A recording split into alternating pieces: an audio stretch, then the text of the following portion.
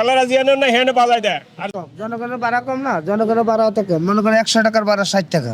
60 টাকা অটো রিকশায় ভাড়াটা তুলনামূলক হ্যাঁ, কম কম। এবং অনেকজন বসতে পারে একসাথে। একসাথে মনে করেন 4 জন, আমি 5 জন লইতে পারি, অসুবিধা নেই। 5 জন যাইতে পারি, তো সমস্যা কি? মনে করেন পাবলিকেরও ভালো, পাবলিকেরও ভালো। পাবলিকেরও ভালো। যাই তখন গতিশীল, কম মামা তাড়াতাড়ি করে যাও, আমার হাতে সময় না, 10 মিনিট আছে, অফিসে গিয়ে বসতে হইব। হ্যাঁ, আচ্ছা, যাই তখন 7 মিনিটে হচ্ছে গেছি। 7 মিনিটে চলে গেছেন। অটোওয়ালা খারাপ কেন কেন কাকা? ওরা লাখ লাখ টাকা দিয়ে গাড়ি করে পারে না চালাইতে, অটোওয়ালা গেলে গিয়া ওনাদের জন্য চালাতে পারেন না? অটো লেগে চালাইতে পারে না। আচ্ছা, এলারা জিয়ানো না হেনে বাজাই দেয় আর জিয়ানো না হেনে কাটতে থাকে।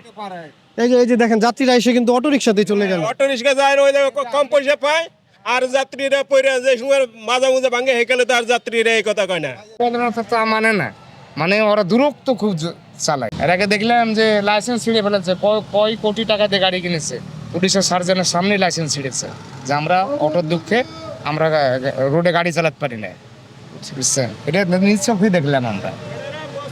আচ্ছা, 50,000 টাকা ভ্যাট দিয়ে চালাইতে পারে না বড় বড় গাড়ি, আর ওরা 60,000 টাকা দিয়ে ওরা গাড়ি চালাই জায়গা রোডের মাঝখানে দিয়া।